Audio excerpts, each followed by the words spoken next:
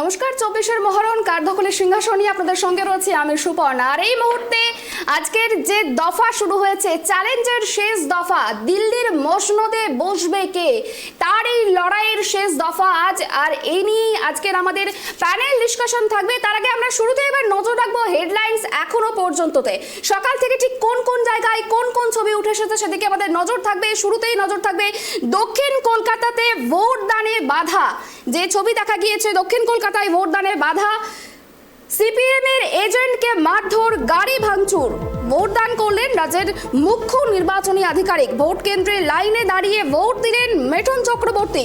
বসিরহাট দক্ষিণ বিধানসভার 79 নম্বর বুথে ইভিএম বিভ্রাট। শেষ দফার ভোটে দফায় দফায় উত্তপ্ত হলো ভাঙড়।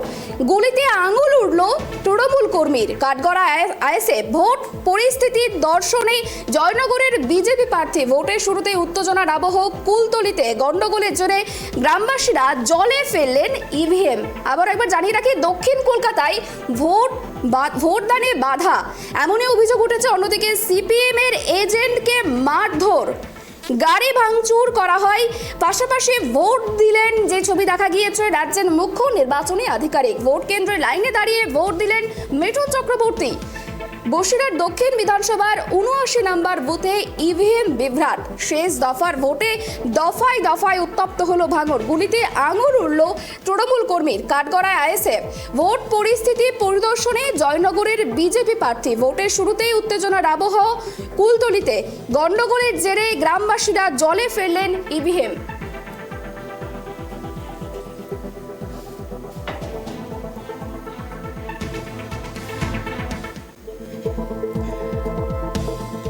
আমরা যে ছবি দেখতে পেয়েছি, সকাল থেকে বিভিন্ন জায়গায় অশান্তি শুরু হয়েছে। আজকে শেষ দফার নির্বাচন, আর এই নির্বাচনের প্রাক্কালেই কিন্তু বিভিন্ন জায়গায় অশান্তির ছবি। কোথাও ভোট দিতে বাধা, কোথাও বোমাবাজি, কোথাও মারধর, বিভিন্ন রকমের ছবি উঠে এসেছে।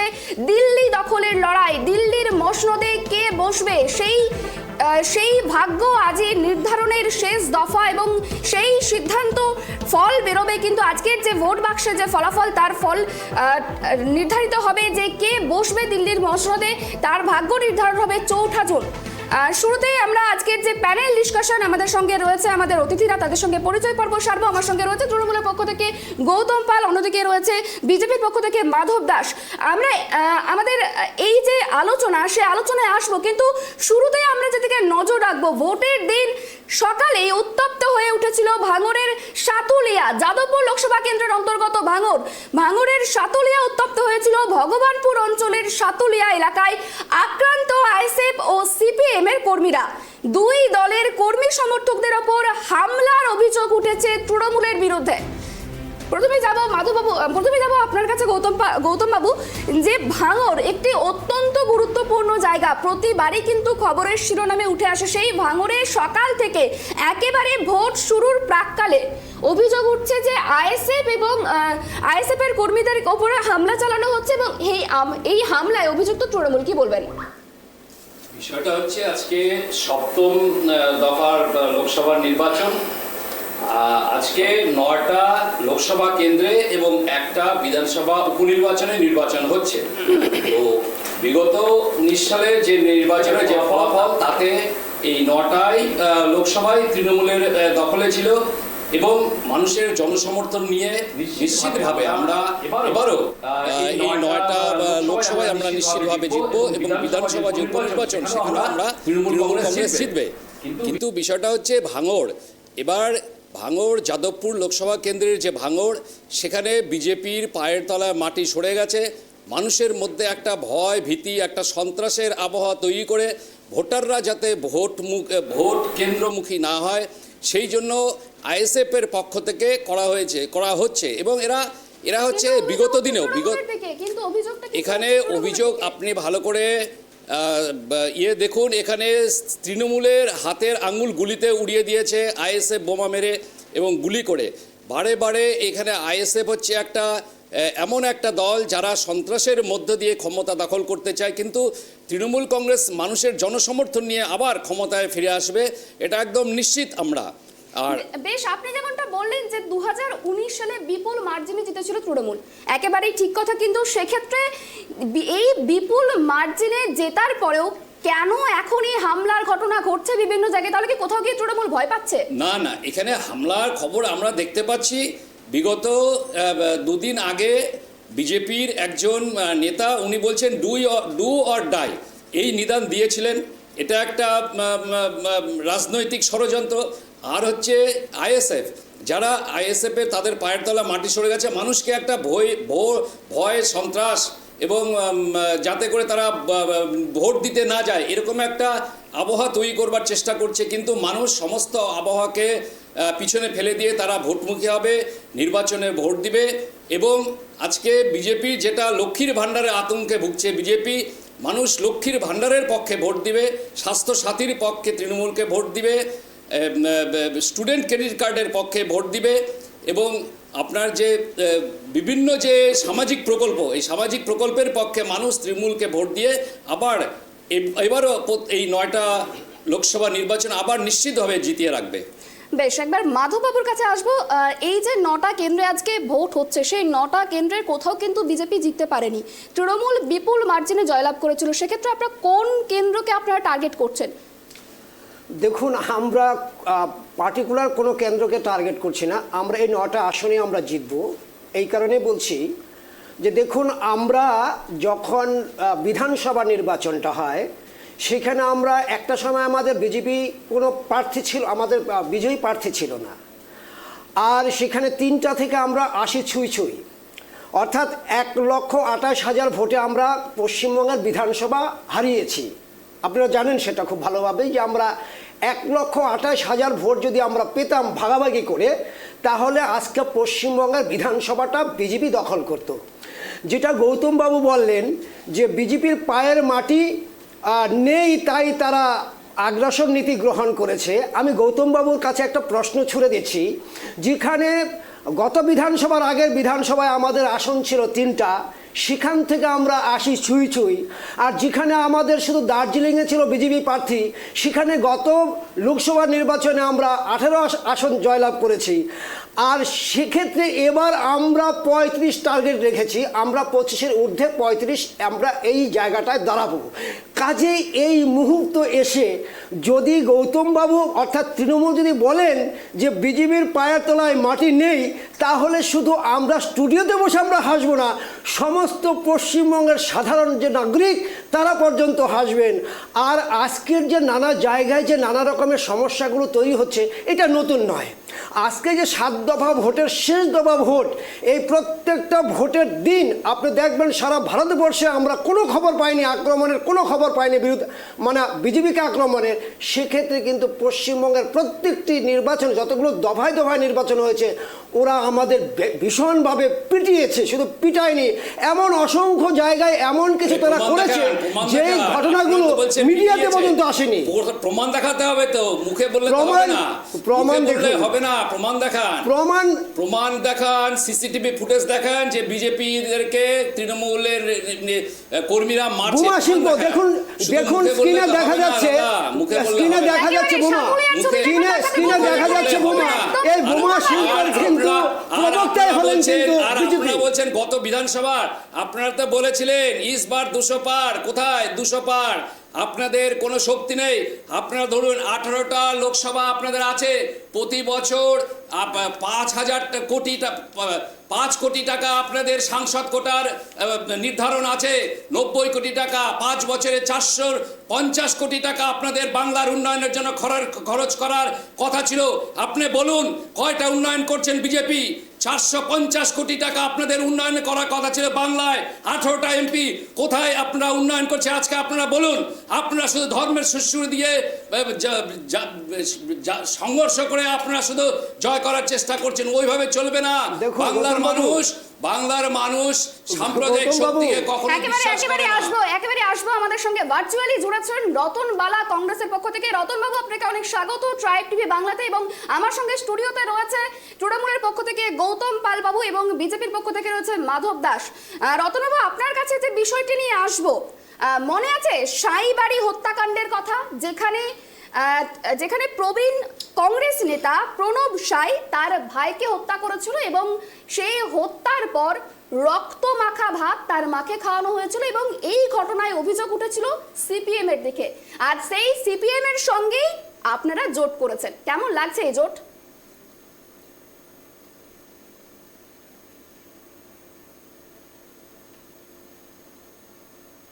নির্বাচনটা হচ্ছে লোকসভা নির্বাচন, সারা ভারতবর্ষের নির্বাচন, সাধারণ নির্বাচন। এই নির্বাচনকে মূল বিষয় হচ্ছে যে ভারতবর্ষের মসনদে যে সাম্প্রদায়িক শক্তি দীর্ঘ 10 বছর ধরে ক্ষমতায় আছে, তারা ভারতবর্ষকে সাধারণ মানুষকে কি দিল এবং সাধারণ মানুষ তাদের কাছ থেকে 10 বছরে কি পেল তার হিসেব। শুধুমাত্র ধর্মের সুশ্রুতি দিয়ে আবার মসনদে ক্ষমতায় আসার চেষ্টা করছে। আর আপনি যেটা বললেন সাইবাড়ি বা রক্ত মাখা ভাত, দেখুন ওই খবর বাজারে ঠোঙা হয়ে গেছে অনেকদিন আগে। বর্তমানে যে পরিস্থিতির প্রেক্ষিতে যে ধর্মনিরপেক্ষ শক্তি ভারতবর্ষের আগামী দিনে ক্ষমতায় আসতে চলেছে, তাই এই সাম্প্রদায়িক শক্তিকে সরানোর জন্য ধর্মনিরপেক্ষ শক্তিগুলোকে, সমস্ত শক্তিকে এক জায়গায় হয়ে এই সরকারকে আমরা সরানোর জন্য প্রস্তুত হয়েছি। কিন্তু সেক্ষেত্রে সিপিএম পার্টি এবং যে সমস্ত আপনি অন্যান্য রাজ্যে দেখবেন, অন্যান্য যে সমস্ত ছোট ছোট আঞ্চলিক দল, তারা সমস্ত আঞ্চলিক দল একসাথে মিলে আজকে আমরা এই সাম্প্রদায়িক শক্তির বিরুদ্ধে লড়াই করছি। পশ্চিমবাংলাতেও তাই। হ্যাঁ, এটা আপনি ঠিকই বলেছেন যে সাইবারি কাণ্ড বা মরিচঝাপি বিভিন্ন জায়গায় বিভিন্ন ঘটনা এর আগে ঘটেছে, সেটা অতীত হয়ে গেছে। কিন্তু বর্তমানে এই সরকারকে সরানোর জন্য আমরা কিন্তু সিপিএম এবং কংগ্রেস আমরা যৌথভাবে কিন্তু এর বিরোধিতা করছি। আপনারা বিভিন্ন জায়গায় বলছেন যে হাম সাথ সাথ হ্যায়, এই যে সাথ সাথের ব্যাপার, এতটা কাছাকাছি কিভাবে আসলেন?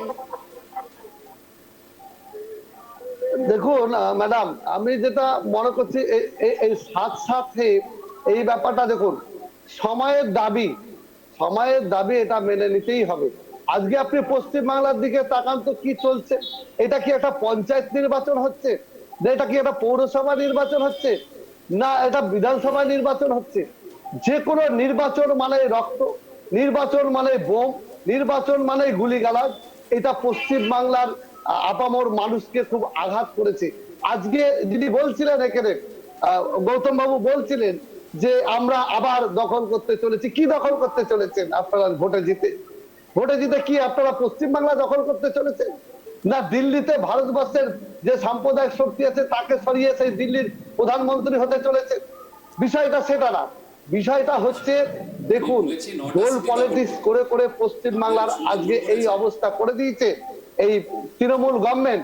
কারণ আঞ্চলিক দলগুলো বেঁচে থাকে কিছু কিছু জিনিস মানুষকে দিয়ে এবং তাদের কাছ থেকে ভোটটা নিয়ে, সেইভাবে আঞ্চলিক দলগুলো বেঁচে থাকে। কিন্তু সর্বভারতীয় ক্ষেত্রে দেশের কথা আগে ভাবতে হবে। আজকে আমাদের মধ্যে ঠিক আছে, আমরা পঞ্চায়েত নির্বাচনগুলোতে একে অপরের সাথে লড়বো, বিধানসভা নির্বাচন বলুন, পৌরসভা নির্বাচন বলুন, কিন্তু দেশের স্বার্থে আপনি ম্যাডাম মনে রাখবেন যে দেশের স্বার্থে আগে দেশ বাঁচলে আঞ্চলিক দল বাঁচবে, দেশ বাঁচলে ছোট ছোট বিরোধী দলগুলো বাঁচবে। তাই দেশকে বাঁচাতে গেলে, সংবিধানকে বাঁচাতে গেলে আমরা কিন্তু সমস্ত রাজনৈতিক দলগুলোকেই আমরা বলেছি আপনারা আসুন, আমরা একসাথে মিলিত ভাবে এই সাম্প্রদায়িক শক্তির বিরুদ্ধে লড়াই করি। কিন্তু দেখুন আমরা এবার দক্ষিণ কলকাতার দিকে নজর রাখবো। দক্ষিণ কলকাতার বাগপোতা জিএসএফপি স্কুলের সামনে বাম প্রার্থী সাইরা শাহ হালিমের ইলেকশন এজেন্ট কৌস্তব চট্টোপাধ্যায়ের গাড়ি ভাঙচুরের অভিযোগ উঠেছে এবং এই গোটা ঘটনায় কিন্তু অভিযোগ উঠেছে তৃণমূলের বিরুদ্ধে। কৌস্তব চট্টোপাধ্যায় বাম প্রার্থী, তার এজেন্টের গাড়ি ভাঙচুর করা হয়েছে, অভিযুক্ত তৃণমূল। গৌতম বাবু, সেটা হচ্ছে যে আজকে সপ্তম দফা নির্বাচন, যেখানেই সংঘর্ষ হোক বা অশান্তি হোক, সবই তৃণমূলের পক্ষে দোষ দেওয়া এদের একটা পেশা হয়ে গেছে। যখনই তারা পারবে না, আজকে বামপ্রার্থী বলুন তো, একটা নীতি আদর্শ এবং সততাকে বাইরে ফেলে দিয়ে আজকে এমন একটা দলের সাথে জোট করেছে কংগ্রেসের সাথে, কিছু ব্যক্তিগত রাজনীতি, ব্যক্তিত্ব সম্পূর্ণ ধান্দাবাজি লোকের স্বার্থে আজকে তারা জোট করেছে। এই জোটটা মানুষ কখন নীতিহীন, একটা আদর্শহীন একটা জোট, এই জোটকে মানুষ কখনোই সমর্থন করবে না। মানুষ এদেরকে দূরে ফেলে দিয়েছে। এবং যে দুটো দল আজকে জোট করেছে, আজকে 72 থেকে 77 1500 কর্মী, কংগ্রেস কর্মীকে খুন করেছে। 93 সালে 13 জন কংগ্রেস কর্মী কে সিপিএম খুন করেছে। সাইবাড়িতে কংগ্রেস করার অপরাধে এক মাকে তার ছেলে হত্যা করে তার রক্ত মাখা ভাত খাইয়েছে। আর আজকে এরা দুইজন জোট করছে। আজকে জানে যে মানুষের সমর্থন আদায় করতে গেলে নিজেদের গাড়িকে নিজেরাই ভাঙতে হবে, এবং তাতে যদি কিছু সহানুভূতির ভোট আছে, কারণ আজকে যারা কংগ্রেস, তারা সিপিএমকে ভোট দিবে না। এই একটা মানুষের কাছে একটা সহানুভূতির হাওয়া তুলে কংগ্রেসি ভোটটা যাতে জোটের পক্ষে ফেলানো যায়, তার একটা প্রচেষ্টা এটা। এখানে তৃণমূলের কোনো কর্মী এর সাথে যুক্ত নয়। আপনারা বলছেন যে সহানুভূতি আদায় করার জন্য নিজেদের গাড়ি নিজেরাই ভাঙচুর করছে। গৌতম বাবু বলছেন যে সহানুভূতি আদায়ের চেষ্টা, তার জন্যই নাকি নিজেদের গাড়ি ভাঙচুর করছে নিজেরাই। শুনুন গৌতম বাবু কি বলছে সেটা গৌতম বাবু নিজেই জানেন। দেখুন, পশ্চিম বাংলায় ভোট হবে আর গাড়ি ভাঙচুর হবে না। পশ্চিম বাংলায় ভোট হবে, মানুষ মারামারি করবে না। এই কালচার, এই সংস্কৃতি এই পশ্চিম বাংলায় আমদানি করেছেন 59,000 মানুষ করেছিলেন। আজকে গণহত্যা করেছিলেন, গোটা বাংলা জুড়ে সন্ত্রাসের রাজত্ব কায়েম করেছিলেন। মানুষ আপনাদেরকে ছুড়ে ফেলে দিচ্ছে। মানুষের সমর্থন আর আপনারা পাবেন না দাদা, মানুষের সমর্থন আপনারা আর পাবেন না। মানুষ আপনাদেরকে ছুড়ে ফেলে দিচ্ছে। 56,000 শিল্প কারখানা বন্ধ করে দিয়েছেন, একের পর এক জুট কারখানাগুলো বন্ধ করে দিয়েছেন। মানুষের সমর্থন আপনাদের কাছে নেই। তারপর থেকেই আপনারা কংগ্রেসকে খতম করার চেষ্টা করেছেন। আপনাদের নেত্রী বলছে না কেন যে আমি পশ্চিম বাংলায় ধর্মনিরপেক্ষ যে সিপিএম এবং কংগ্রেস পার্টি আছে তাদের সাথে মিলেমিশে আমরা এখানে ইন্ডিয়া জোট করব। আপনি ইন্ডিয়া জোট তো আপনারা সময় আপনি কি বলবেন এই বিষয়ে? রতনবাবু এমন একটা পার্টির সাথে জোট করেছেন যারা 29টা গণহত্যা করেছে, 59,000 মানুষ খুন করেছে। গৌতমবাবু আসবো। আমি রতনবাবু আর গৌতমবাবুর উদ্দেশ্যে বলছি, আমি কিন্তু আপনাদের কথার সময় কোনো ডিস্টার্ব করিনি, কিন্তু আমি শুধু বলছি যে রতনবাবু এবং গৌতমবাবু আপনাদের এই বক্তব্যে আর যারা দর্শক আছেন না তারা হাসছেন। কিন্তু কেন?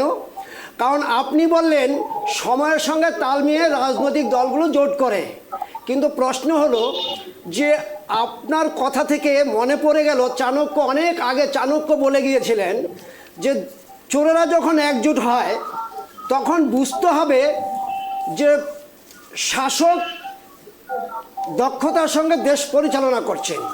গৌতমবাবু আপনার উদ্দেশ্যে বলছি, গৌতমবাবু আপনি যে আপনারা যে তর্ক করছেন, গৌতমবাবু এই যে ইন্ডিয়া জোটের কিন্তু প্রধান উদ্যোক্তা কিন্তু মমতা ব্যানার্জি। আপনি হয়তো খুব ভালোভাবে জেনে থাকবেন যে মমতা ব্যানার্জি কিন্তু এই 3 দিন আগেও কিন্তু বিবৃতি দিয়েছেন মিডিয়াকে যে প্রয়োজন হলে আমরা এই ইন্ডিয়া জোটকে কি করব, সমর্থন জানাবো। এখন প্রশ্ন হলো আপনারা জোটে আছেন, চোরের দলেরা জোটে আছেন, অথচ আপনারাই কি করছেন, ঝগড়া করছেন। তো এখন প্রশ্ন হলো আপনাদের এই বক্তব্য থেকে পশ্চিমবঙ্গের জনগণ এবং এখন যারা আমাদের এই টিভির পর্দায় যারা আমাদের বক্তব্য শুনছেন তারা কিন্তু হাসবেন, কিন্তু একদম হাসবেন। মাধব বাবু, হ্যাঁ, এটা সবাই জানে যে এই পশ্চিম বাংলায় আজকে বিজেপির বাড়ন্তর পিছনে যেই মমতা ব্যানার্জি সবার আগে এই পশ্চিম বাংলায় বিজেপিকে শেল্টার দিয়েছে, এটা অস্বীকার করার কোনো জায়গা নেই। তার মানে আপনাদের দোষ নেই, আপনাদের দোষ নেই।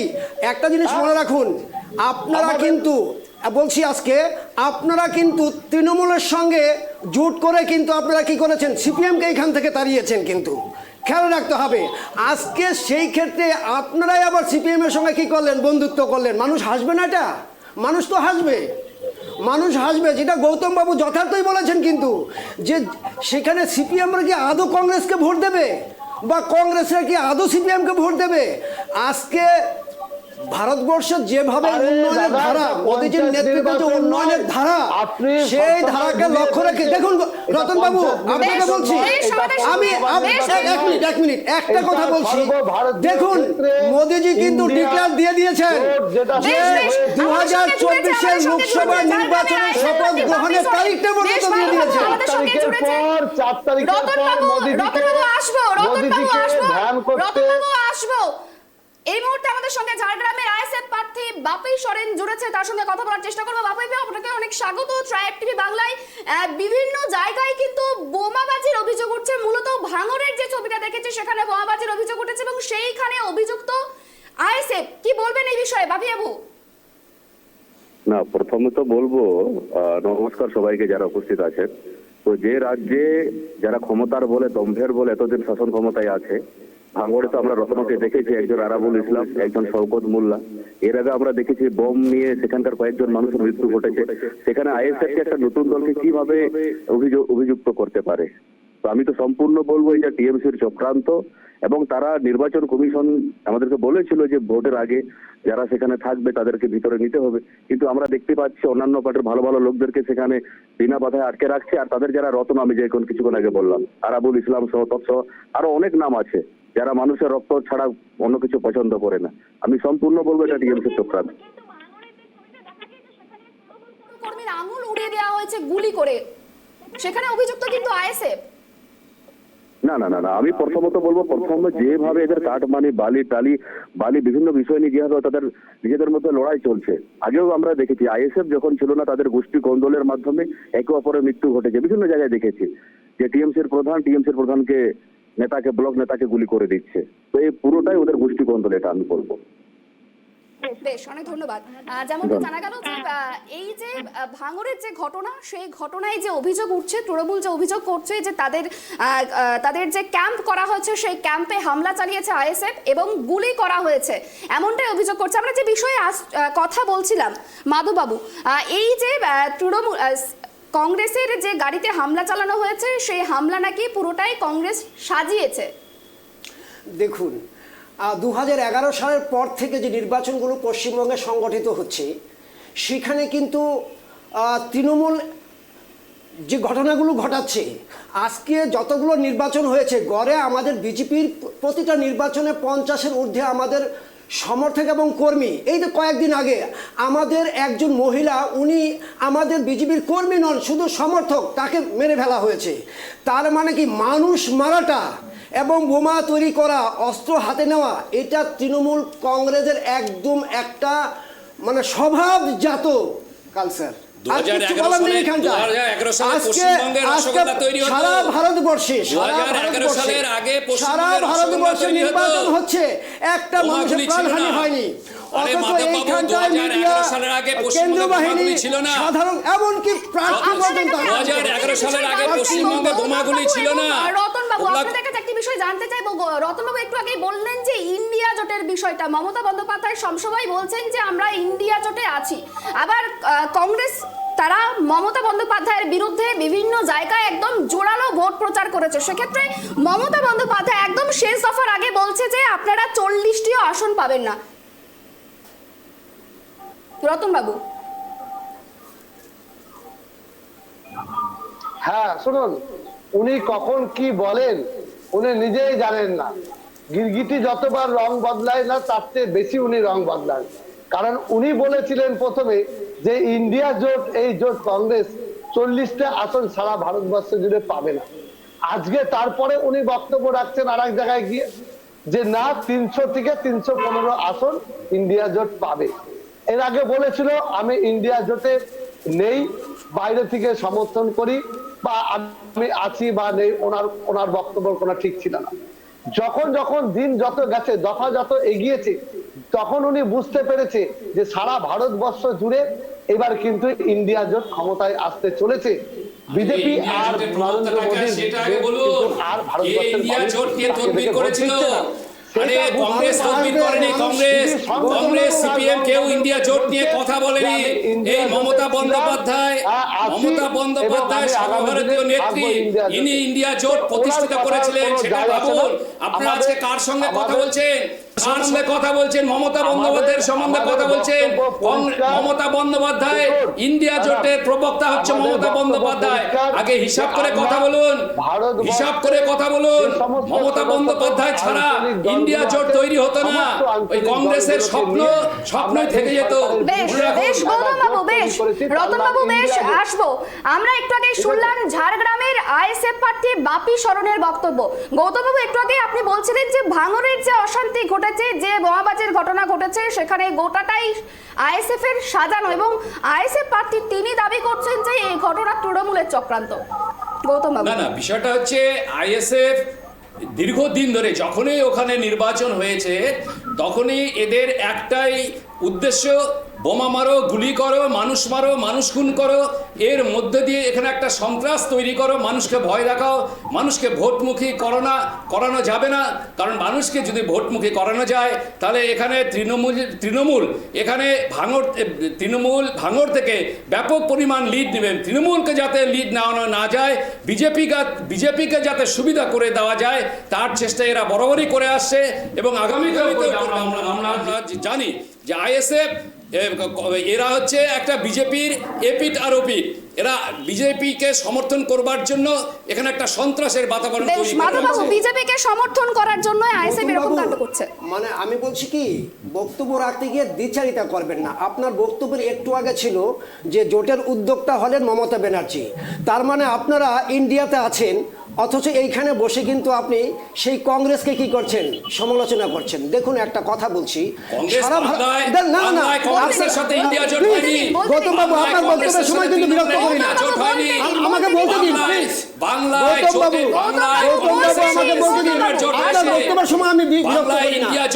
আমার কথাটা হলো, আমার ইন্ডিয়া জোট সর্বভারতীয় ক্ষেত্রে মাধব বাবু বোধহয় ভুলে গেছেন, ইন্ডিয়া জোটটা সর্বভারতীয় ক্ষেত্রে। উনি বাংলায় আসলে গৌতম বাবু প্লিজ, আপনি যখন বলেন না তখন কিন্তু আমি একদমই আপনাকে বিরক্ত করি না। আমি শুধু বলতে যাচ্ছি প্লিজ গৌতম বাবু প্লিজ, আমি শুধু বলছি কি যে আপনারা যে বক্তব্যটা রাখছেন, বক্তব্যটা একদমই কি হচ্ছে, সব বিরোধী হচ্ছে। কারণ এক্ষুনি আপনারা কংগ্রেস তৃণমূলের মধ্যে ঝগড়া করছেন, আবার একই সঙ্গে মমতা ব্যানার্জিকে ইন্ডিয়া জোটের উদ্যোক্তা বলছেন। ব্যাপারটা কেমন হয়ে গেল না? প্রশ্নটা হলো ওই যে আমার একটাই কথা, অর্থাৎ যখন কেউ বিপদে পড়ে, অর্থাৎ চোরেরা যখন একজোট হয়, কখন হয়? যখন তাদের পায়ের তলায় মাটি থাকে না, যখন জানে যে শিক্ষা বিভাগের সমস্ত আধিকারিক মন্ত্রী এখন জেলে, আগামী দিনে আজকে কেজরিওয়ালের মতো মানুষ আজকে জেল, আজকে সুপ্রিম কোর্ট পর্যন্ত তাকে কি দিচ্ছেন না, জামিন দিচ্ছেন না।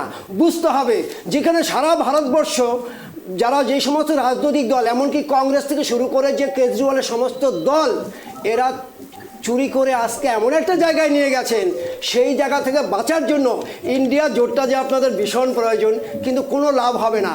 8 তারিখে আমরা সরকার গঠন করব এবং এবার 400 পার। আচ্ছা শুনুন, আপনারা তৃণমূল কংগ্রেসকে চোর বলছেন। আপনারা আগে আয়নায় মুখটা দেখুন। আপনারা যে চোরের মায়ের বড় গলা। আজকে 88,000 কোটি টাকা যখন তথ্য জানার অধিকার আইন থেকে জানা গেল, কেন্দ্রীয় সরকার বলতে বাধ্য হয়েছে যে আরটিআই থেকে যে 3টা যে টাকশাল, সেই 3টা টাকশাল থেকে 881 কোটি 65,000 টাকা ছাপানো হচ্ছিল।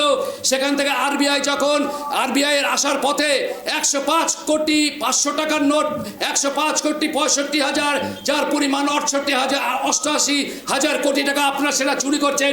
আপনারা বলুন তো, আপনারা মধ্যপ্রদেশের টাকার বিনিময়ে ডাক্তারি সার্টিফিকেট বিক্রি করেছেন, টাকার বিনিময়ে আপনারা ইঞ্জিনিয়ারিং সার্টিফিকেট বিক্রি করেছেন। আপনারা আজকে ভারতবর্ষের প্রত্যেকটা যেখানে বিজেপি আছে, উত্তরপ্রদেশে চলে যান, 2,461 জন শিক্ষককে আজকে আজকে দুর্নীতির দায়ে তারা চাকরি চলে গেছে, কই সেখানে সিবিআই পাঠাচ্ছেন না, ইডি পাঠাচ্ছেন না। আসামে দেখুন সিভিল সার্ভিস পরীক্ষায় মানুষ হাসাবেন না, সিভিল সার্ভিস জনগণকে হাসাবেন না। ভালো করে খোঁজ নিয়ে দেখুন আসামে সিভিল সার্ভিস পরীক্ষায় বিজেপির এমএলএ এমপি তাদের ছেলেমেয়েরা চাকরি পেয়েছিল, তাদের চাকরি চলে গেছে। ত্রিপুরায় 10,323 জন শিক্ষকের চাকরি চলে গেল।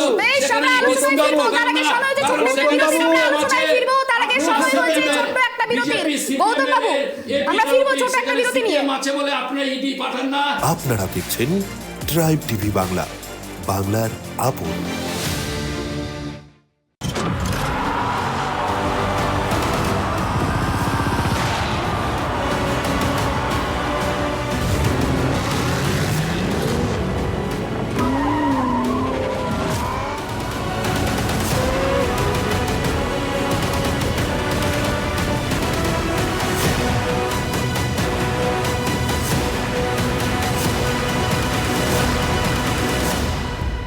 দেখুন দিল্লি দখলের লড়াই শুধুমাত্র ট্রাইব টিভি বাংলায়।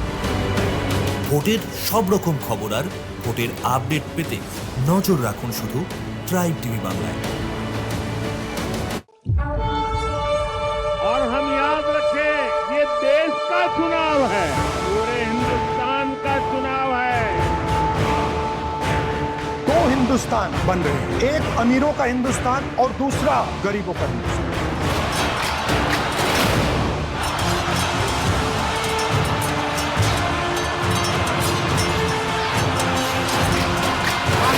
যা কথা দিই কথা রাখি এবং কথা রাখার নামই তৃণমূল কংগ্রেস। আমি আবার বলছি, আমি দুর্বল নই, আমি শক্তিশালী লোক। যতদিন বাঁচবো মাথা উঁচু করে চলবো, আর যতক্ষণ বাঁচবো রয়্যাল বেঙ্গল টাইগারের মতো বাঁচবো।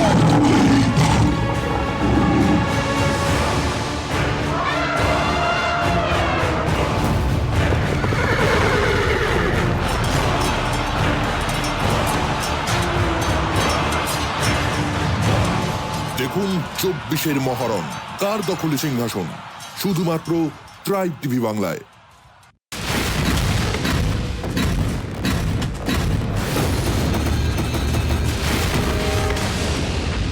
দেখুন টার্গেট হটস্পট, শুধুমাত্র ট্রাইব টিভি বাংলায়। ভোটের সব রকম খবর আর ভোটের আপডেট পেতে নজর রাখুন শুধু ট্রাইব টিভি বাংলায়।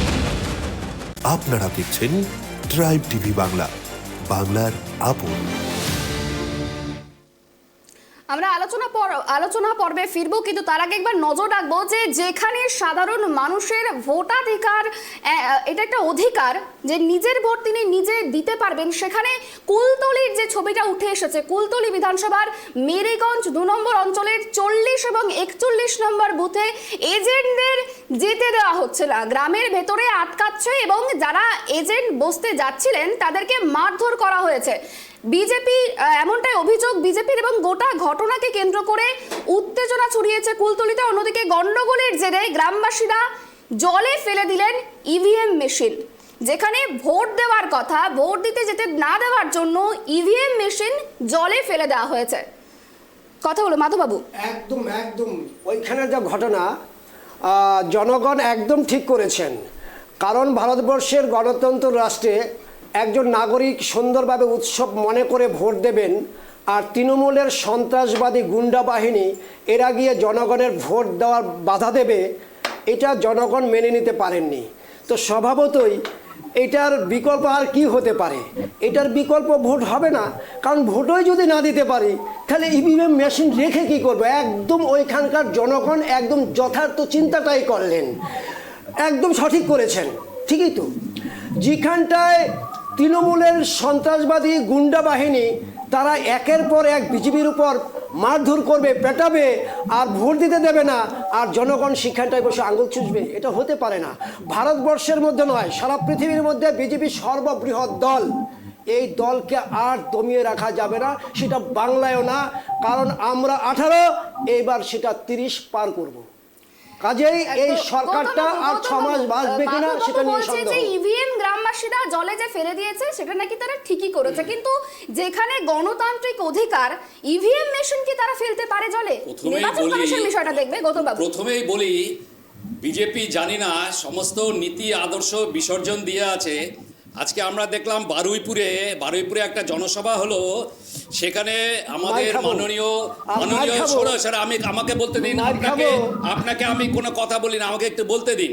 সেখানে আমাদের মাননীয় প্রধানমন্ত্রী জুমলা সরকারের প্রধানমন্ত্রী সেখানে ভাষণ দিয়ে গেলেন যে প্রতি সপ্তাহে 2টা করে বিশ্ববিদ্যালয় হয়েছে, প্রতি সপ্তাহে 2টা করে কলেজ হয়েছে, প্রতি মাসে 2টা করে বিশ্ববিদ্যালয় হয়েছে, প্রতি বছর 30টা করে মেডিকেল কলেজ হয়েছে। এ জুমলা কথা মানুষ বিশ্বাস করবে না। আর উনি যে কথাটা বললেন, আজকে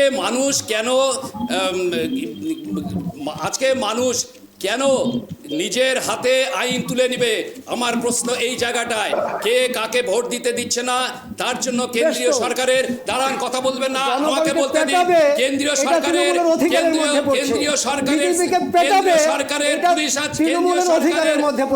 সরকারের ফোর্স আছে, ফোর্স দেখবে বিষয়টা।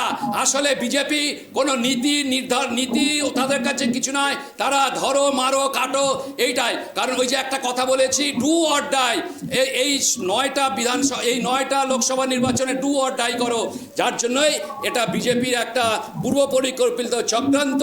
কিন্তু এই জায়গাটায় আমি বলবো না, এটাকে আমি সমর্থন করি না যে ইভিএম মেশিনকে জলে ফেলে দেওয়া।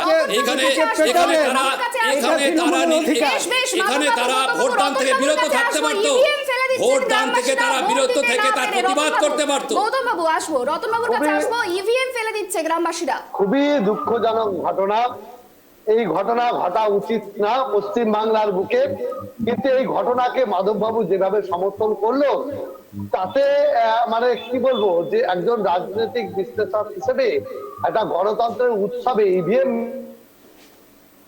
ভোট দিতে দিচ্ছে না, আমাদের পেটাচ্ছে, এটাকে কিভাবে দেখবেন? কিভাবে সমর্থন করবেন? আমাদের পেটাচ্ছে, আমাদের ভোট দিতে দিচ্ছে না, এটাকে অধিকারের মধ্যে বলবেন? একটা কথা বলতে পারি আমরা শুনুন, যে মানুষ তার নির্বাচনী অধিকার সে প্রয়োগ করবে, তার জন্য যা কেন্দ্র যে নির্বাচন কমিশন, সেটা তাহলে এখানে বলতে হচ্ছে যে পুরো ফেলিয়ার হয়েছে। কেন্দ্রের যে নির্বাচন কমিশন সে মানুষকে ভোট দেওয়ার ব্যবস্থা করতে পারছে না। আর যেটা পশ্চিম বাংলার যিনি বললেন এখানে আমাদের গৌতম বাবু যেটা বলছেন যে না মানুষ নির্বাচনে ভোট দিতে পারছে বা তাতে কোনো অসুবিধা হচ্ছে, কিন্তু আপনাদের ফুটেজে যেগুলো দেখা যাচ্ছে সবসময় যে না একটা ঝামেলার পরিবেশ বা যেখানে সেখানে বোম পাওয়া যাচ্ছে, মানুষকে ভোট দিতে দেওয়া যাচ্ছে না। তাহলে এবার বুঝে দেখুন পশ্চিম বাংলার মানুষ যারা আছেন, আপনারা জানবেন যে এই যে দুটো সরকার, যে সরকার চলছে তাতে মানুষের গণতান্ত্রিক অধিকার প্রয়োগ করতে পারছে না। পুলিশ প্রশাসন পুরো ফেলিয়ার হচ্ছে, তারা ফেলিয়ার হচ্ছে। কেন আজকে সাধারণ মানুষ স্বাভাবিকভাবে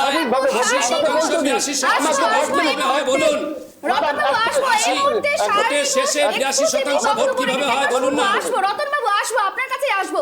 এই মুহূর্তে শুনবো সায়নী ঘোষ ঠিক কি বক্তব্য রেখেছেন, শুনবো একবার।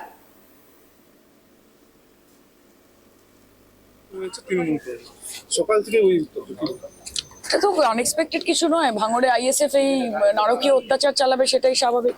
বেসিক্যালি মানুষকে ভোটদান দিতে বাধা দেবে, এটাই হচ্ছে তাদের পরিকল্পনা। মানুষকে ভয় দেখিয়ে গ্রামকে গ্রাম যাতে তারা বেরোতে না পারে, এবং কর্মীদের উপর অত্যাচার করা, এটা তো কোনো লিডারশিপ হতে পারে না। তবে এইবারের ইলেকশন জনতার ইলেকশন, জনতাকে দমিয়ে রাখা যাবে না। পুলিশ লাঠিচার্জ করছে, পুলিশ নিজের কাজ করবে, কেন্দ্রীয় বাহিনী নিজের কাজ করবে। আমরা সকলকে রিকোয়েস্ট করবো প্রশাসনকে যাতে শান্তিপূর্ণভাবে ভোট হয় এবং মানুষ যেন বাড়ি থেকে বেরিয়ে নিশ্চিন্ত হয় নিজেদের মত দিতে পারে, নিজেদের ভোট দিতে পারে। এই ঘটনা নিয়ে কি ইলেকশন কমিশনের কাছে? অবশ্যই আমরা সারাক্ষণ উই আর ভেরি অ্যালার্ট, এবং যেখানে যেখানে যা যা খবর আমরা পাচ্ছি, যেরকম কমপ্লেন আসছে, মানুষ আমাদেরকে যেরকম ভাবে আমাদের এজেন্টরা জানাচ্ছে, আমরা সেই হিসেবে পদক্ষেপ নিচ্ছি। এবং তৃণমূলের পার্টি অফিস ভাঙা হয়েছে এবং একজন গুলিবিদ্ধ হয়েছে তৃণমূল করে। সকাল থেকে ওই এটা তো আনএক্সপেক্টেড কিছু নয়। ভাঙড়ে আইএসএফ এই নারকীয় অত্যাচার চালাবে সেটাই স্বাভাবিক। বেসিক্যালি মানুষকে ভোটদান দিতে বাধা দেবে, এটাই হচ্ছে তাদের পরিকল্পনা। মানুষকে ভয় দেখিয়ে গ্রামকে গ্রাম যাতে তারা বেরোতে না পারে এবং কর্মীদের উপর অত্যাচার করা, এটা তো কোনো লিডারশিপ হতে পারে না। তবে এইবারের ইলেকশন জনতার ইলেকশন, জনতাকে দমিয়ে রাখা যাবে না। পুলিশ লাঠিচার্জ করছে। পুলিশ নিজের কাজ করবে, কেন্দ্রীয় বাহিনী নিজের কাজ করবে। আমরা সকলকে রিকোয়েস্ট করবো প্রশাসনকে যাতে শান্তিপূর্ণভাবে ভোট হয় এবং মানুষ যেন বাড়ি থেকে বেরিয়ে নিশ্চিন্ত হয়ে নিজেদের মত দিতে পারে, নিজেদের ভোট দিতে পারে। এই ঘটনা নিয়ে কি ইলেকশন কমিশনের কাছে? অবশ্যই আমরা সারাক্ষণ উই আর ভেরি অ্যালার্ট এবং যেখানে যেখানে যা যা খবর আমরা পাচ্ছি, যেরকম কমপ্লেন আসছে, মানুষ আমাদেরকে যেরকমভাবে আমাদের এজেন্টরা জানাচ্ছে, আমরা সেই হিসেবে পদক্ষেপ নিচ্ছি। এবং তৃণমূলের পার্টি অফিস ভাঙা হয়েছে। ভোটের কথাটি বললেন, কিন্তু যাদবপুর লোকসভা কেন্দ্রের আন্ডারেই পড়ে ভাঙড়, সেখানে বিক্ষিপ্ত অশান্তি বোয়া বাজে এবং সকাল থেকে অশান্তির পরিবেশ তৈরি হয়েছে। তাহলে কি এটাই শান্তিপূর্ণ ভোট, গৌতম বাবু? বিষয়টা হচ্ছে উনি শান্তিপূর্ণ ভোট বলতে এটাই বোঝাতে চেয়েছেন আমার ভোটের পার্সেন্টেজ অফ ভোট, আমরা বিকেল 6টার সময় যে ভোটের যে পার্সেন্টেজ অফ ভোট তাতে দেখা যাচ্ছে 80 থেকে 82% ভোট। এটা একদম এক্সপেক্টেড এবং বাংলার মানুষ, প্রত্যেকটা মানুষ নিজের নিজের গণতান্ত্রিক অধিকার প্রয়োগ করে, বিগত দিনেও করেছে, আপনারা দেখেছেন, এবারও করছে এবং আগামীতেও করবে। তৃণমূল সরকার যতদিন থাকবে এবং ততদিন মানুষ, প্রত্যেকটা মানুষ নিজের নিজের ভোট দিবে। আমরা এটা চাই যে গণতন্ত্রের সর্বোচ্চ উৎসব, প্রত্যেকটা মানুষ নিজের নিজের ভোট দিক, তার মধ্যে দিয়ে একজন জয় হবে, একজন পরাজয় হবে, এটা আমরা চাই এবং তৃণমূল এটাকে বারে বারে সমর্থন করে। আসলে বিরোধী যারা রয়েছে, কংগ্রেস বলুন, সিপিএম বলুন, বিজেপি বলুন, এদের একটা ধর্মই হয়ে গেছে যে তৃণমূল এটা করলো, ওটা করলো, গুলি করলো, বোম ফেললো। আসলে এদের সংগঠন বলে কিছু নেই, কারণ সংগঠন যদি থাকতোই তাহলে কেন আর তৃণমূলের বড় বড় নেতারা গত 5 বছরে কি কাজ করছে সেটা বলতে পারছে না। সেই শুধু ধর্মের সুশ্রী, সেই শুধু ধর্মীয় মেরুকরণ করছে। বলুন না আপনারা গত 5 বছরে ভারতবর্ষের সরকারে তো ছিলেন, সেই কাজগুলো আপনারা বলুন, মানুষ আপনাদেরকে আপনি ভোট দেবে, কোনো কিচ্ছু করতে হবে না।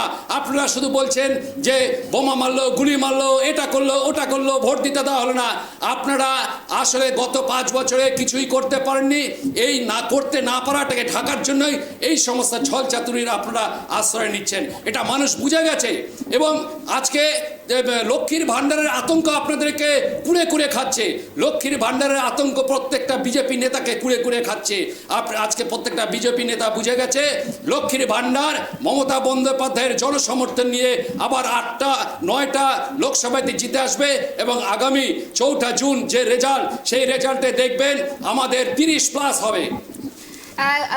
আসবো আচ্ছা রতন বাবুর কাছে। রতন বাবু, যেমনটা বললেন গৌতম বাবু যে বিরোধীরা গত 5 বছরে কিছু করতে পারেনি, তাই জন্য ছল চাতুরির পন্থা অবলম্বন করছে। সেক্ষেত্রে যাদবপুরে একটু আগে আমরা শুনলাম সায়নী ঘোষের বক্তব্য, তিনি বলছেন যে কোনো রকম অশান্তি হয়নি, শান্তিপূর্ণ ভোট হচ্ছে, অথচ ভোটের আগের রাতেই সিপিএম এর বাড়িতে হামলা করা হয়েছে। 101 নম্বর ওয়ার্ডের ঘটনা, সিপিএম এর বাড়িতে হামলা করা হয়েছে।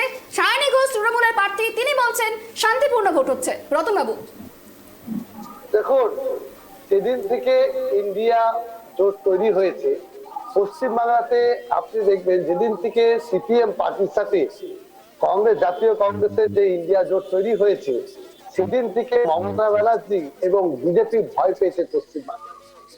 তখন থেকে বলতে শুরু করেছে 42-এ 42, আর এরা বলতে শুরু করেছে 35।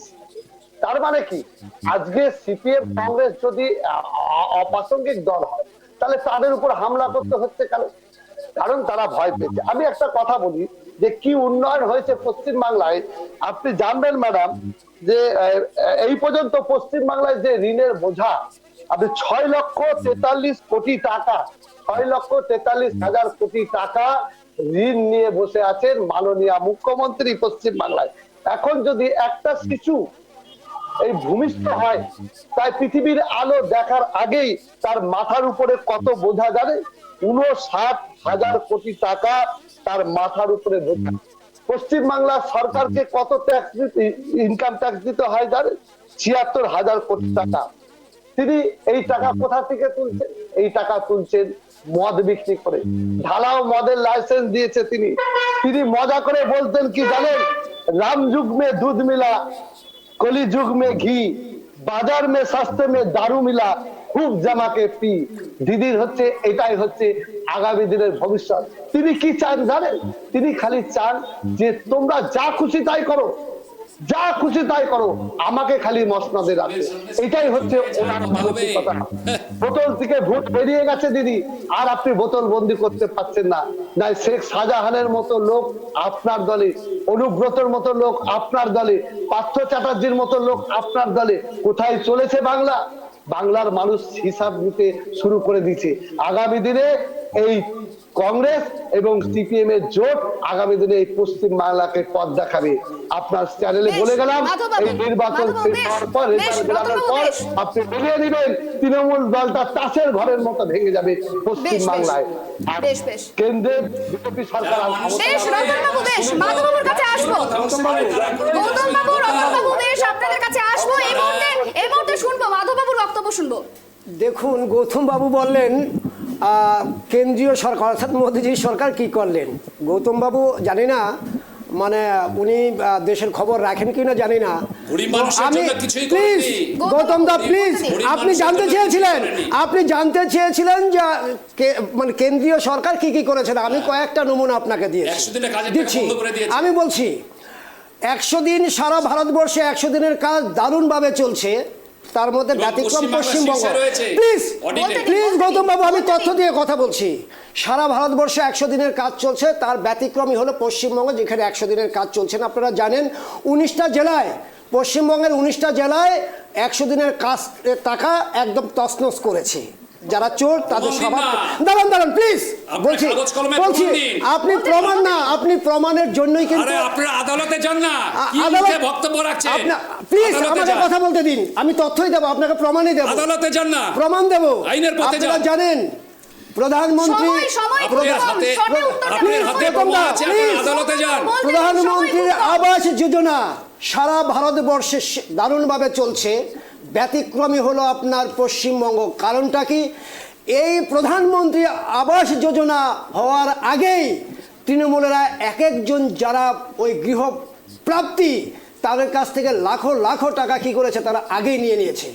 শুধু তাই নয়, পশ্চিমবঙ্গে যত মানুষ এই অ্যাপ্লাই করেছে, আপনারা জানেন, আমি তথ্য দিয়ে বলছি, আমাদের উত্তর দিনাজপুরের ডিএম, আপনারা তথ্য নিয়ে বলবেন যে যত মানুষ এই গৃহের জন্য অ্যাপ্লাই করেছেন ততগুলো মানুষ আমাদের উত্তর দিনাজপুরে নেই। আপনি জানেন এই মুহূর্তে সারা ভারতবর্ষে পশ্চিমবঙ্গ সমেত সারা ভারতবর্ষে 22খানা বারে অডিট করেছে, অডিটে ভারতবর্ষের মধ্যে শীর্ষে রয়েছে, 100 দিনের কাজে রয়েছে বাংলা। চুরি করার জন্য চুরি করলে সেটা তো হবেই, আর চুরি করার জন্য সেটা হয়েছিল। আদালতে যান, 100 দিনের টাকা চুরি করার জন্য সেটা হয়েছে। 2 বছর 62 কোটি শ্রম দিবস নষ্ট করেছেন, গরিব মানুষকে পেটে ভাতে মারার চেষ্টা করেছেন, 22,000 কোটি টাকা আপনারা গরিব মানুষদেরকে আটকে দিয়েছেন। আপনারা গরিব মানুষ বিরোধী, আপনাদের দল গরিব মানুষ বিরোধী। এক কথা শুনে মানুষ হাসবে, আপনাদের দল গরিব মানুষ বিরোধী। আমি কিন্তু বলতে পারলাম না। আপনাদের তথ্য থাকলে আপনারা তা আইন খোলা আছে, আইনের পথে চলে যান না, কি অসুবিধা আছে? আপনি কি জানেন যে কালকে কেন্দ্রীয় সরকার একটা ঘোষণা করেছে যে যারা সরকারি চাকরি করেন কেন্দ্রীয় সরকারের, তারা 25% আপনার প্রভিডেন্ট ফান্ড বলছি, আপনার গ্র্যাচুইটি 25% তাদের বৃদ্ধি, অর্থাৎ স্ট্যান্ড পয়েন্ট রাখুন মাধববাবু, 20 লক্ষ টাকা কেন্দ্রীয় সরকার ঘোষণা করলো, কেন্দ্রীয় সরকার দিয়ে ঘোষণা করে। আসবো গৌতমবাবু, আসবো, স্ট্যান্ড পয়েন্ট রাখুন আপনার মাধববাবু। দেখুন, আজকে শেষ দফা নির্বাচন সারা ভারতবর্ষ জুড়েই খুব সম্ভবত 57টা আসনে নির্বাচন হচ্ছে। আমরা এই মাসের 8 তারিখে বিজেপি সরকার যে আবার পুনরায় ক্ষমতায় আসবে এবং শপথ গ্রহণ করবেন, সেটাও কিন্তু আমাদের বিজেপির তরফ থেকে জানিয়ে দেওয়া হয়েছে। এখন প্রশ্ন হলো যে এটা কি করে সম্ভব? এটা সম্ভব এই কারণেই, কারণ আমাদের ভারতবর্ষের আমাদের যে নরেন্দ্র মোদীর যে সরকার, এই সরকার বিগত এই যে 10 বছর ধরে যে উন্নয়নমূলক কাজের যে ধারা বহাল রেখেছেন, এবং আমাদের এই যে গতকাল আপনার 8 লক্ষ মানে আপনার একটা বিশাল মাপের সোনা ইংল্যান্ডের কাছে বন্ধক ছিল, সেটা উনি ছাড়িয়ে নিয়ে এসছেন। শুধু তাই নয়, রেশন থেকে শুরু করে আবাসন যোজনা, প্রধানমন্ত্রী সড়ক যোজনা, 100 দিনের কাজ। মাধববাবু সময় শেষ। গৌতমবাবু আপনার স্ট্যান্ড পয়েন্ট। হ্যাঁ, বিষয়টা হচ্ছে আগামী 4 জুন আপনারা দেখেন, মিলে নেবেন। 4 জুন বাংলায় 30টার বেশি সিট নিয়ে তৃণমূল কংগ্রেস ক্ষমতায় আসছে। আর একটা কথা বলি, বিজেপি যে সমস্ত রাজ্যে শক্তিশালী ছিল সেই সমস্ত রাজ্যে মানুষ ভোটদান থেকে বিরত হয়েছে। আজকে বিজেপি আতঙ্কে ভুগছে, কেন সেখানে মানুষ ভোট দিতে চাইছে না। প্রত্যেকটা রাজ্যে বিজেপির সিট সংখ্যা করবে, এটা আজকে প্রমাণিত। যার জন্য যিনি বলেছিলেন मैं गरीब आदमी हूँ, मैं झोला लेकर कभी भी कहाँ भी चला जाऊंगा, আজকে তিনি ওই ঝোলা লেকার চলে গেছে। আগামী দিনে যে ভারতবর্ষের কেন্দ্রের সরকার ইন্ডিয়া জোট ক্ষমতায় আসবে, এটা প্রমাণ হয়ে যাবে। স্ট্যান্ড পয়েন্ট, সময় খুব কম, সংক্ষেপে বলবেন। काबा में रहो या काशी में, इस वक्त तो उसकी बातों से है। तुम राम कहो या रहीम कहो, असली मकसद तो उसकी जातों से है। मैडम, किसी ने कहा धरती से हमने सीखा है सबका बोझ उठाना, गगन से हमने सीखा है ऊपर उड़ते जाना, सूरज की लाली से सीखा है जगत आलोकित करना, चंद्रा की किरणों से सीखा है सबकी पीड़ा हरण करना, पर्वत से सीखा है हमने दृढ़ संकल्प बनाना, नदी से सीखा है हमने आगे बढ़ते रहना, सागर की लहरों से सीखा है सुख दुख सहे जाना, तूफानों से सीखा है हमने आपस। বেশ, অনেক অনেক সবাইকে ধন্যবাদ। রতনবাবু, গৌতমবাবু, মাধববাবু, সকলকে ধন্যবাদ আমাদের এই অনুষ্ঠানে আসার জন্য। আমাদের আজকের যে অনুষ্ঠান ছিল, রাজ্যে চলছে 7ম দফার নির্বাচন, চ্যালেঞ্জের শেষ দফা একেবারে বলা চলে। বিভিন্ন জায়গায় অশান্তির ছবি উঠে এসেছে, একে অপরের বিরুদ্ধে অভিযোগ রয়েছে এবং সেই অভিযোগের পাল্টা অভিযোগও রয়েছে। তবে এই যে গোটা দফা, যে 7টি দফা হলো, 6ষ্ঠ দফাও শেষ হয়েছে, 7ম দফা শেষ দফা। এই দফার মধ্যে, এই 7টি দফায় ঠিক কোথায় কোথায় কি ভোট পড়েছে এবং মানুষের রায় ঠিক কি রয়েছে তার ফল পাওয়া যাবে কিন্তু 4 জুন, অর্থাৎ দিল্লির মসনদে কে বসবে 4 জুনে কিন্তু ভাগ্য নির্ধারিত হয়ে যাবে। আজকের মতো 24 মহরণ, কার দখলের সিংহাসন, এই পর্যন্ত। অন্যান্য খবরের জন্য অবশ্যই নজর রাখুন ট্রাইব টিভি বাংলার পর্দায়। নমস্কার।